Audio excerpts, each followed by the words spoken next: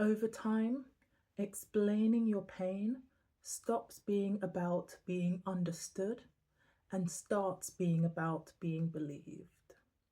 Hey, it's Jael from Cell Based Nutrition, and today we're going to be talking about the emotional cost of always having to explain your pain. There is a quiet exhaustion that comes with living with chronic pain. Not the pain itself, not even the fatigue, but the effort of explaining what is happening in your body and feeling the need to justify how you feel and how you act. Explaining your symptoms, sometimes over and over again.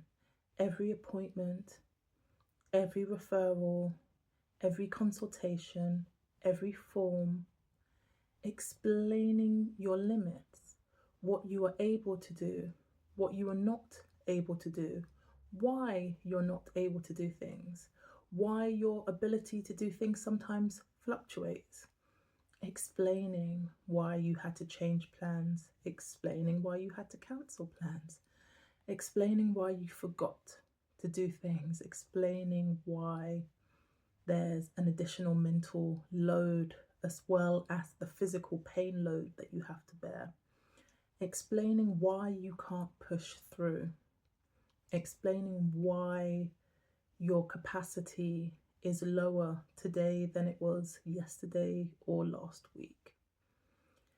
Explaining over and over again, this repetition starts to change our self-perception. At first, when you start explaining, you explain to be understood. You're explaining to your GP, you're explaining to your consultants, you're explaining to your family members, to your friends, so they understand your condition. You are seeking out diagnoses and you're going for testing and so on. Over time, however, once you've been living with your symptoms for a while,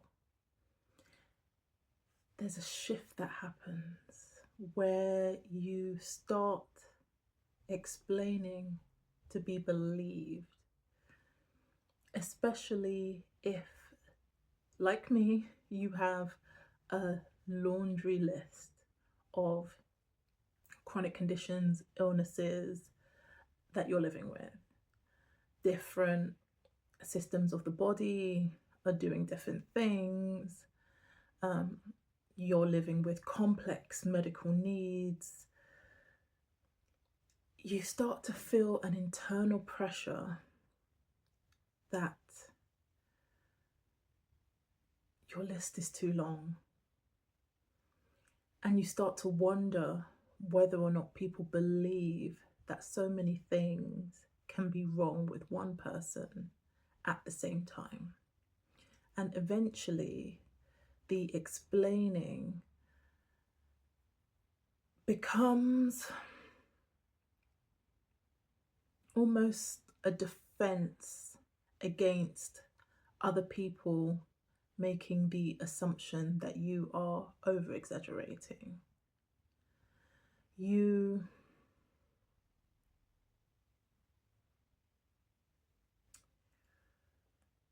start to doubt your own lived experience. You begin to rehearse what you're going to say.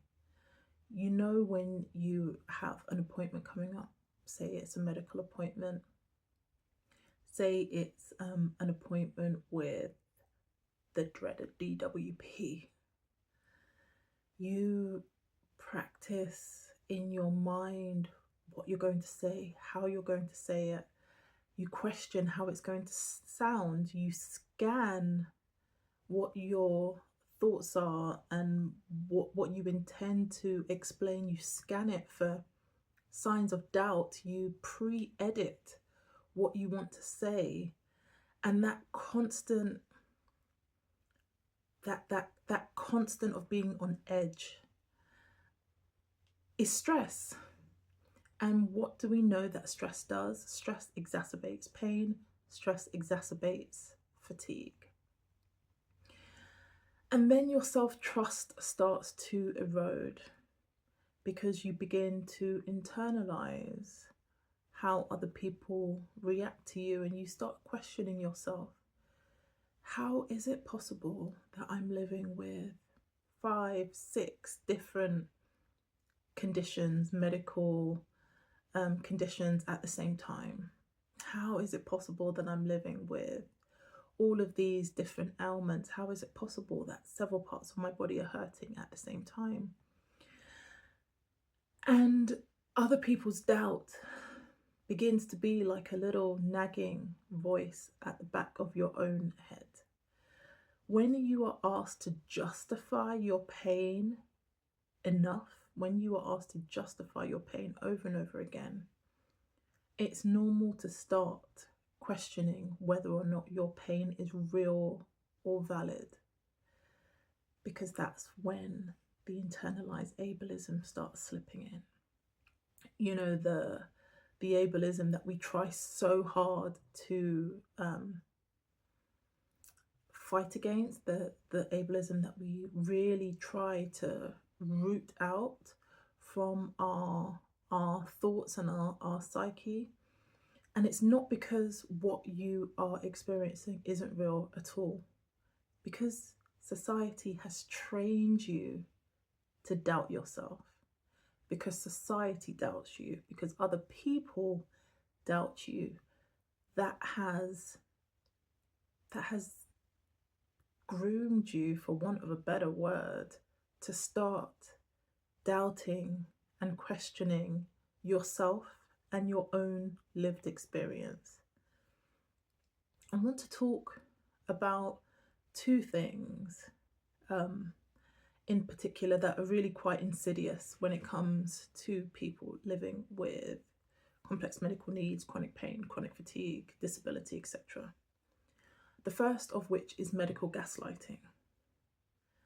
There are many of us who have presented our conditions, our symptoms, what we're experiencing, what we're feeling, what we know to be happening within our body to a medical professional, and they have doubted us.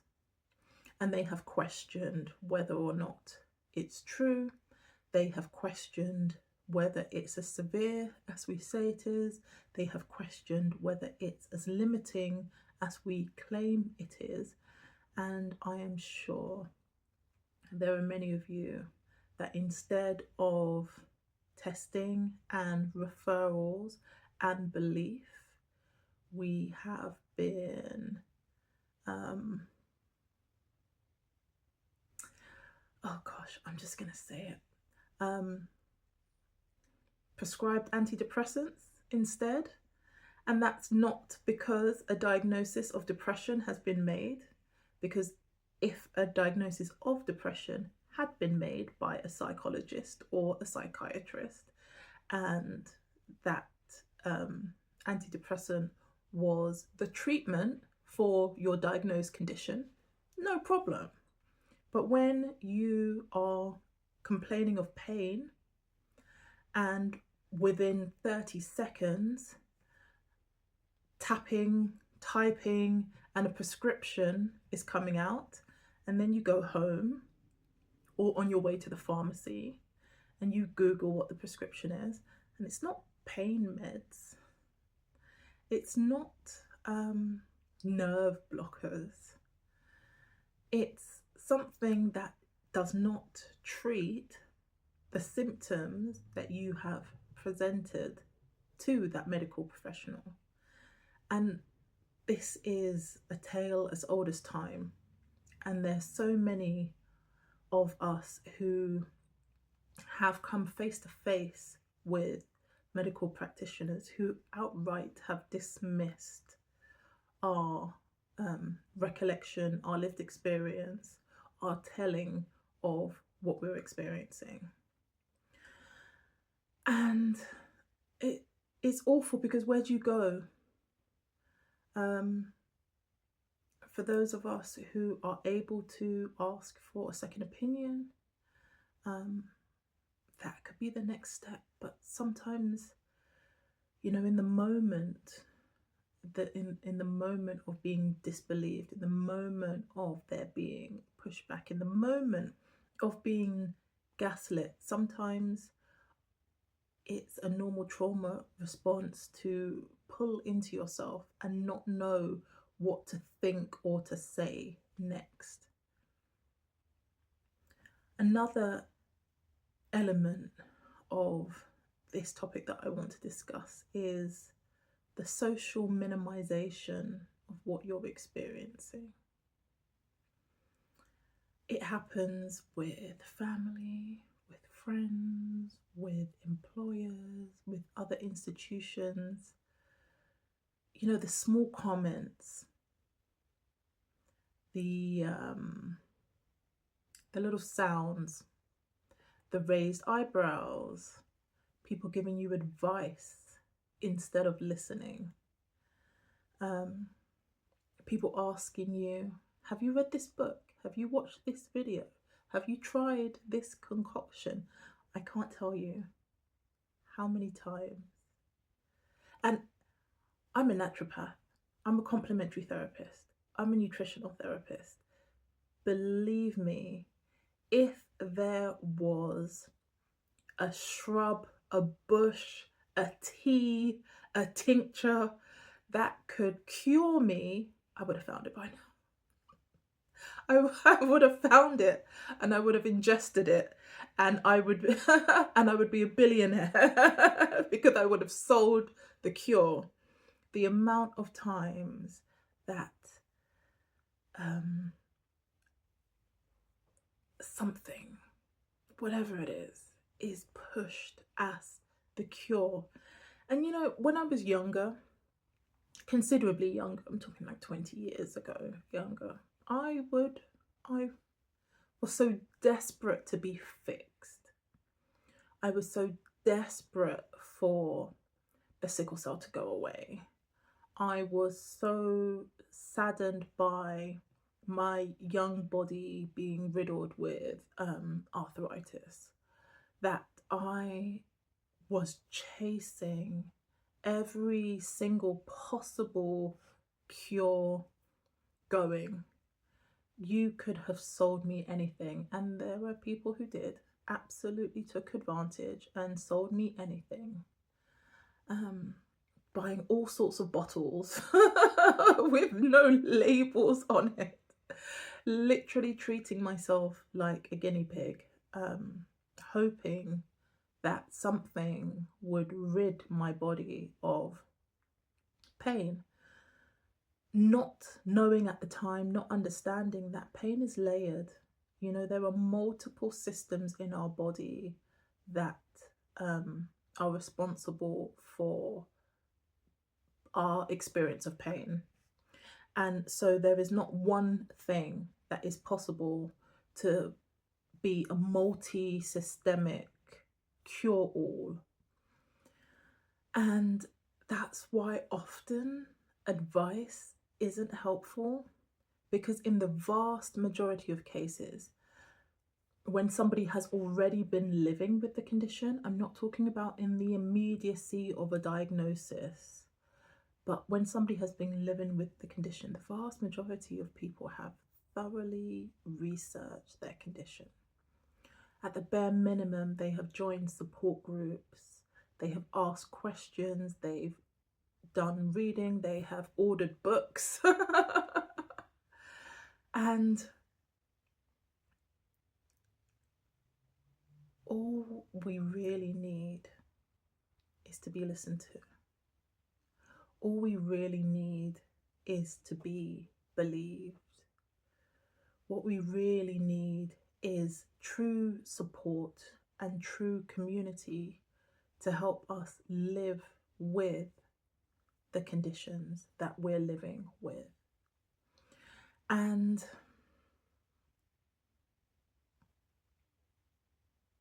it's okay that sometimes we can feel a little bit raw and oversensitive when people are insensitive. And that isn't a weakness. Our emotions in relation to not being treated very well are valid. And shrinking and speaking less about your condition and self-editing, that's not weakness, that's adaptation. When you have learned that talking about your condition isn't safe, whether it's to medical professionals, whether it's to your employer, whether it's to your friends, when that safety has been eroded, it's normal to shrink yourself. And if you feel like you have pulled back, I just want to validate you and say that's a normal trauma response. That's a normal adaptation when you are living in a world that doesn't believe you. Your body and your mind are trying to protect you from rejection and dismissal.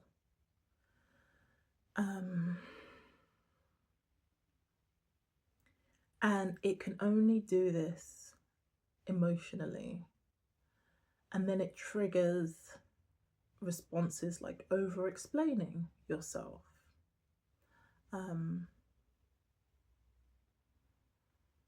Saying too much, giving people who don't deserve it a breakdown of every single diagnosis that you have ever had, every single test, every single thing that a doctor has said to you. Not everybody deserves that those intimate details, but also or B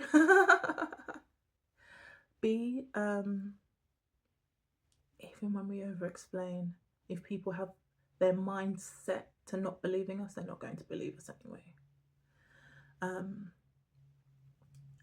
It takes a lot of grounding to not second guess yourself. It takes a lot of grounding to say that you are going to rest when you need to rest, because delaying rest, pushing through, is also a trauma response. We know that people are not going to accept the fact that when we say we're tired, we're tired.